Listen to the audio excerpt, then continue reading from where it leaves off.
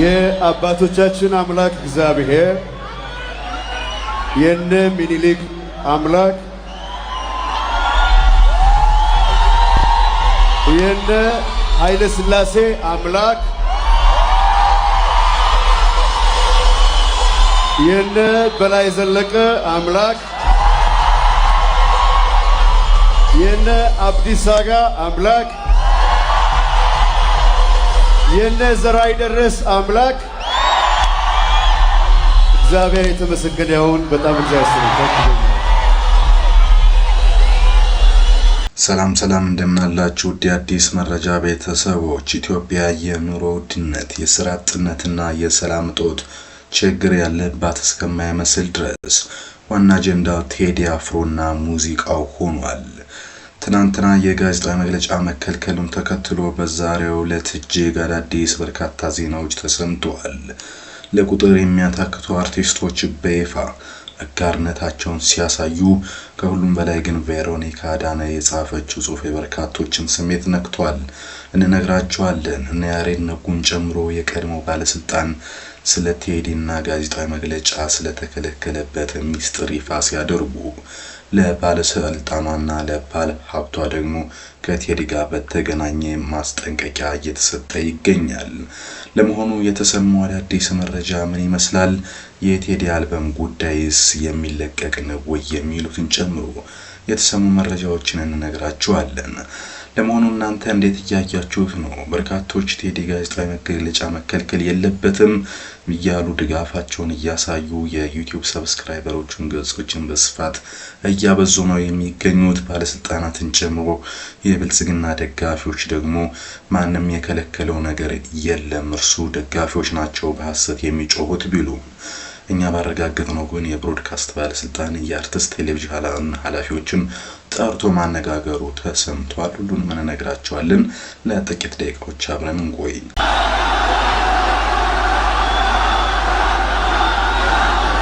ኢትዮጵያ ለዘላለም ትኑር። ፍቅር ያሸንፋል። ፍቅር ያሸንፋል። ከኢህአዴግ እስከ ብልጽግና ድረስ ቴዲ አፍሮ አዲስ አልበምና ነጠላ ዜማ ባወጣ ቁጥር ውዝግብ መፈጠሩ የተለመደ ሆኖ ቀጥሏል። ይሁንና የሰሞኑ ጅግ ግን እጅግ ከባድ ሆኗል። በአርትስ ቴሌቪዥን ጋዜጣዊ መግለጫ ከተከለከለ በኋላ እጅግ የህዝብ ድምጽ እየተቸረው ነው የሚገኘው። አሁን ደግሞ እጅግ ትልልቅ አርቲስቶች ከቴዲ ጋር ያላቸውን ድጋፍ በይፋ እያሳዩ ነው። ከመጀመሪያው ደግሞ አንደኛዋ ቬሮኒካ አዳነ ነች። ቬሮኒካ በተለይ የሰጠችው ሐሳብ የበርካቶችንም ስሜት እየነካ ሆኗል።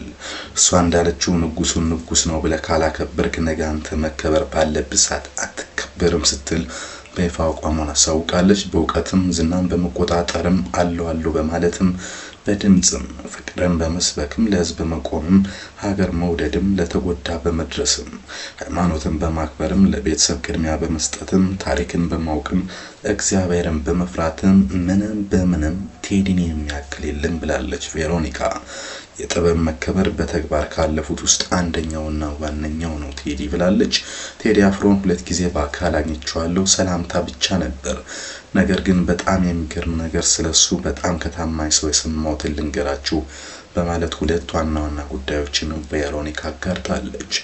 ቴዲ ፈጣሪውን ስርጽ ወይም ጸሎት ቤት ተንበርክኮ የሚውል ሰው ነው። ሁለተኛው ምናልባት የዛሬ 2 ዓመት አልበም ወጣ ነበረ። ነገር ግን እኛ ወጣቶች በተደጋጋሚ ብዙ አልበም ያወጣንበት ጊዜ ስለሆነ ቴዲ ሸምዞት ወይም ለኛ አስቦ ነው ብላለች። ቴዲ አፍሮ ማናችንም ላይ ተደርቦ አልበም ላለመልቀቅ እሱ ከለቀቀ እኛ ላይ ተጽዕኖ እንዳይኖረው ቆይስ ጊልቆ እያለ ሲጠብቅ ነው የከረመው። አሁን የእርሱ ተራ ነው። አሁን የቴዲ ሰዓት ነው። መልካም ሁሉ እመኝልሃለሁ፣ እንዲያውም ናፍቀናል፣ አሙስ መቼ ነው ስትል ጠይቃለች። ከዛ በዘለለ ደግሞ እርሷን ተከትሎ ሌላኛው ተወዳጁ አርቲስት አንድ ሐሳብ ሰጥቷል። ተወዳጁ ድምጻዊ ያሬድ ነጉ ቴዲ አፍሮን የትውልድ ድምጽ ሲል ገልጾታል። ክቡር ዶክተር ቴዲ አፍሮ በጉጉት የምንጠብቀው አልበሙን በ8/08/2018 ከቀኑ 8 ሰዓት ላይ ሊያደርሰን መሆኑ ተበስሯል ብሏል። የተሰማራበት የሙያ ዘርፍ ለዘመናት በመትጋት ኪነ ጥበብን በሚገባት ልክ አከበርካት፣ እሷም መልሳ እያከበረች አሳይታለች ሲል አጋርነቱን አሳይቷል።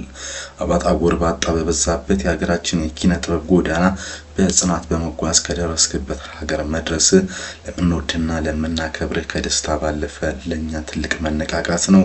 አንተ ትምህርት ሰጥተናል፣ ካንተ ብዙ እየተማርን ነው፣ ለወጣቶች ተስፋ ነህ ሲል ገልጿል። ጥበብን ለሀገርና ለወገን መሳሪያነት በመዋል የትውልዱን ህመም ማዜም፣ ታሪክን መዘከር፣ ፍቅርን መስበክ፣ ይቅርታና አንድነትን ማወጅ፣ ሀገርና ሰንደቅ ከፍ አድርጎ ማሞገስን ለተሰጠ አንተ ነህ፣ እኛም ካንተ እየተማርን ነው ብሎታል ቴዲ አፍሮን። ስለምንወድና ስለምናከብር ብቻ ሳይሆን በእውነት ክብር ስለሚገባ ነው ክብር የምንገባል የምንል ይቅናህ ንጉሱ በማለት ሀሳብ አስተያየቱን በመስጠት አድናቆቱን ገልጾለታል። ይህም እንግዲህ ሌላኛው አርቲስት ሆኖ ተመዝግቧል። በነገራችን ላይ እጅግ በጉጉት የሚጠበቀውን ይህን ስራ ሀሳባቸውን ከገለጹና ድጋፋቸውን ካሳዩ አርቲስቶች እነዚህ ብቻ አይደሉም። አብርሃም ወልዴን እናገኛለን። የቴዲን አልበም በምንጊዜም ጓጉቼ የሚጠብቅ ነው፣ ሰምቼም ልብ የሚደርስልኝ ነኝ ይላል። እርሱ ዝም ሲል እንደ ኮረፌ ሊፈላ ሲዘገይ እንደ ወይን ሊጣፍጥ እንደሆነ ይገባኛል። ቴዲ 8 ዓመታት በላይም እንግዲህ እንደ ኮረፌ ሲያጣፍጠውና ሲያፈላው እንደ ወይንም ሲያሳምረው የነበረ ስራውን ይዞ መጥቷል ብሏል። ያሁኑ ደግሞ ጠበል መሰለኝ ልክፍት ያለባቸውን የነካቸውን ማስለፍለፍ ጀምሯል። ሐሙስን በመጠበቅ ገና ማክሰኞ ላይ ነኝ፣ እንደ እሮብና ረጅም ቀን ደግሞ የለም ብሏል። በነገራችን ላይ ታዋቂ የጥበብ ሰው አብርሃም ወልዴ በጉጉት የሚጠብቀው የቴዲ አፍሮ አዲስ አልበም ያለው ናፍቆትና ጉጉት እየገለጸ ይገኛል። አብርሃም በመልእክቱም እንግዲህ ለረጅም ጊዜ አዲስ ስራ ሳይሰራ በመቆየቱ ናፍቆት ውስጥ እንደገባም ሲገልጽ ተስተውሏል። ከዛ ውጭ ግን አንድ አዲስ ነገርም ደግሞ ለባለ ሀብቷ የተሰጠ ማስጠንቀቂያ ነው። ለመሆኑ ማህበራዊ ሚዲያ ላይ የባለ ሀብቷ ስም እንዴት ነው እየተነሳ ያለው? ለምንድነው ማስጠንቀቂያ የተሰጣት የሚለውን እንገራችሁ። ይህ ሀሳብና አስተያየት እንዲሁም ማስጠንቀቂያ በማህበራዊ ሚዲያ ስማቸው ከተነሱ ባለሀብቶች መካከል አንዷ ሳምራዊት ፍቅሩ ነች። የኢትዮጵያ ሚዲያዎች ይፈሯታል ሲሉ ገልጸዋል። የራይድ ባለቤት ነች ሳምራዊት ፍቅሩ። ሰዋሰው መልቲ ሚዲያም የሷ ባለም እንደሆነ ይታወቃል። ዩናይትድ አፍሮ ሙዚቃ እንዳይለቀቅ ውሳኔ ላይ ደርሷል ተብሏል። ቶፍ ካፒታል ፒኤልሲ የሚባል ድርጅት ነው የሚያስተዳድረው። በነገራችን ላይ ሰዋሰው መልቲ ሚዲያን በባለሀብትነትና በመሪነት በባለቤትነት ደግሞ የራይድ ባለቤትና መስራች ሳምራዊት ፍቅሩና ወንድሙ አብርሃም ፍቅሩ አሉበት። ከ5 ዓመታት በፊት የተቋቋመውና ሆም ሪከርድስ የተባለው አንጋፋ ድርጅትም የወንድማቸው ኤልያስ ፍቅሩ ነው። የአርሲዋ ተወላጅ ሳምራዊት ፍቅሩ ንብረት የሆነው ሰዋሰው መልቲ ሚዲያ የቴዲ አፍሮ አልበም ሊለቀቅ 3 ሳምንት ሲቀረው ጠብቆ 3 ለህዝብ ድምጽ የሚሆኑ ዘፈኖችን እንዲቀንሳቸው ነግሮታል የሚሉ መረጃዎች እየወጡ ነው። ይሁንና ግን 3 ዘፈኖችን ቀንሶ እንዲያወጣ ቢጠየቅም የነበረውን ግንኙነት ባለቀ ሰዓት አቋርጧል። አርቲስቱ ህዝብን ለማክበር ሲል ቀደም ሲል ይለቀቃል በተባለበት ቀን አልበሙን ለማውጣት በመገደዱ ለከፍተኛ ኪሳራ ተዳርጓል ይላሉ አድናቂዎቹ። የሳምራዊት ድርጅቶች ከቅርብ ጊዜ ወዲህ ህዝብን የናቁ ጥሩ ያልሆኑ ተግባራትን እያደረጉ ይገኛሉ። በቅርቡም እሷ ባለድርሻ የሆነችበት ትርታ ኤፍኤም ኦርቶዶክስነት ጋር በተያያዘ አስተያየት የሰጠውን የስፖርት ጋዜጠኛ ሉላ ፍሉን አባሯል።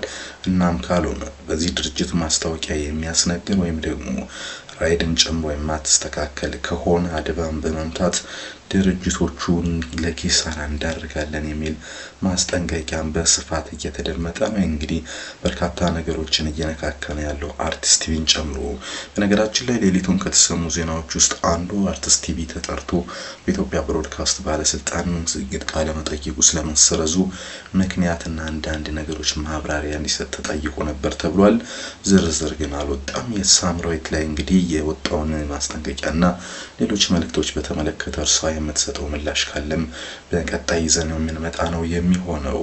ሌላኛው ሌሊቱን እንግዲህ ወደ አነጋጋሪው አልበም በተገናኘ እንግዲህ ከወጡ መረጃዎች አንዷ ደግሞ የአነጋጋሪዋ ባለስልጣን ምላሽ ነው። ዲላ ቢያ ሀሳብና አስተያየታቸውን ከሚሰጡ ወጣት በብልጽግና ፓርቲ አመራሮችና በጠቅላይ ሚኒስትር ጽህፈት ቤት ውስጥ የሚሰሩ ናቸው። እርሷ እንግዲህ ቴዲን በተመለከተ አንድ ሀሳብ ሰጥታለች።